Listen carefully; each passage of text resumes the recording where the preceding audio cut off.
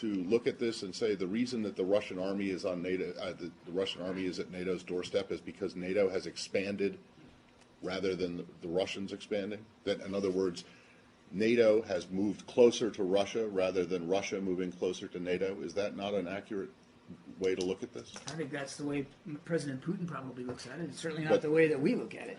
You don't think that NATO has expanded eastward toward Russia? NATO has expanded, okay. and the expansion has been a good thing for... So the reason that the Russian army is at NATO's doorstep is not the fault of the Russian army, it's not the Russian army that's done it. It's NATO has moved closer to moved I'm pretty east. sure it wasn't NATO who was ordering, upwards of 15 battalion tactical groups to within 10 kilometers of the border with Ukraine, and I'm pretty sure it wasn't NATO who put little green men inside Ukraine to destabilize eastern cities. I'm pretty sure that Ukraine is not a member of NATO. So unless that's changed, it's not changed. But I'm pretty sure the movement by Russia is Russia's decision. If NATO has moved east, the reason that the Russian army is closer or on NATO's doorstep is because NATO moved. NATO is not an anti-Russia alliance. NATO is a security alliance.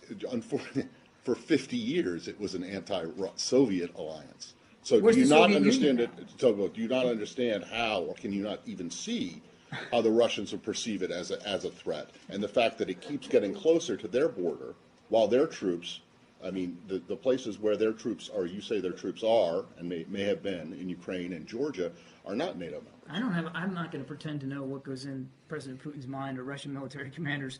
I mean, I barely got a history degree at the University of South Florida. Right. What I can tell you is that NATO is a defensive alliance. It remains a defensive alliance. Fair enough, but it has moved east. Correct? I mean, that's just a fact. It has expanded, absolutely. Right, exactly. But there's no reason for anybody to think the expansion is a hostile or threatening move. And we've been saying that throughout the last 15 years, man. It's like you're moving closer to Russia. You're blaming the Russians for being close to NATO. No. That's exactly what Hegel said. We're blaming the Russians for violating the territorial integrity of Ukraine and destabilizing the security situation which is not a NATO member. I see other countries feel when the Soviet Union ended in 1991, and an agreement was made that NATO will not move 1 inch eastward. Now, what happened after 1991, the United States decided there would be no end to eastward enlargement of NATO. And the decision was taken formally in 1994, when President Clinton signed off on NATO enlargement to the east, all the way to Ukraine and into Georgia. So the NATO enlargement, as you know, started in 1999 with Hungary, Poland, and the Czech Republic. And Russia was extremely unhappy about it, but these were countries still far from the border. So the next round of NATO enlargement came in 2004. With the 3 Baltic states, Romania, Bulgaria, Slovenia, and Slovakia. At this point, Russia was pretty damn upset. So as everybody recalls, in 2007, President Putin said, stop. Enough. And of course, what that meant was in 2008, the United States jammed down Europe's throat enlargement of NATO to Ukraine and to Georgia. This is right up against Russia. And Russia protested, because if Russia decided to have a military base on the Rio Grande or the Canadian border, not only would the United States freak out, we'd have war within about 10 minutes. And a month later, a war broke out. That gets Georgia destroyed. And starting in 2010, the U.S. put in Aegis missile systems in Poland and then in Romania. And Russia doesn't like that. In 2010, Viktor Yanukovych was elected on the platform of neutrality. Russia had no territorial interests or designs in Ukraine at all. What Russia was negotiating was a 25-year lease for Sevastopol naval base. That's it. Not for Crimea, not for the Donbass, nothing. In 2014, the U.S. worked actively to overthrow Yanukovych. Everybody knows the phone call by my Columbia University colleague, Victoria Nuland, and the U.S. Ambassador Peter Piot. Listen to it. It's fascinating. I don't think Cleach should go into the government. I don't think it's necessary. I don't think it's a good idea. I think Yats is the guy who's got the economic experience, the governing experience, and, fuck the EU. No, exactly. And I think we've got to do something to make...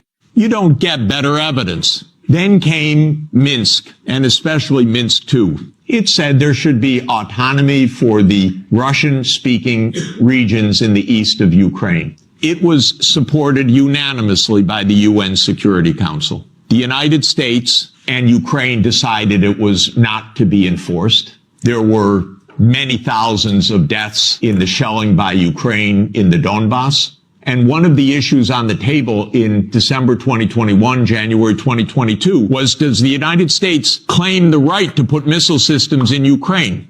And Blinken told Lavrov in January 2022, the United States reserves the right to put missile systems wherever it wants. So the war started. What was Putin's intention in the war? It was to force Zelensky to negotiate neutrality. And that happened within 7 days of the start of the invasion. Ukraine walked away unilaterally from a near agreement. Why? Because the United States told them to. The idea was that there would be Ukraine, Romania, Bulgaria, Turkey, and Georgia that would deprive Russia of any international status by blocking the Black Sea. And the American senators, who are as nasty and cynical and corrupt as imaginable, say this is wonderful expenditure of our money because no Americans are dying. It's the pure proxy war. And since the U.S. talked the negotiators away from the table, about 1 million Ukrainians have died or been severely wounded.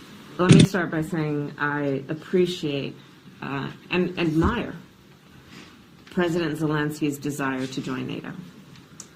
And one of, again, the founding principles of NATO is that each country must have the ability, unimpaired, unimpeded, to determine their own future, both in terms of their form of government and, in this case, whether they desire to be a member of NATO. And I'll put that in context because the obvious is also the point, which is that, and therefore no other country can tell anyone whether they should or should not join NATO. That should be their independent choice. That is the point of sovereignty. So I respect President Zelensky's desire to be a member of NATO. NATO is a membership. It is about nations coming together as a group, making decisions collectively around, again, principles, and what will be then the conditions and the standards of membership. But at the end of the day, we've got to realize we're at war. And we're not just at war to support the Ukrainians. We're fundamentally at war, although it's somewhat through a proxy, with Russia, and it's important that we win. It's the pure proxy war.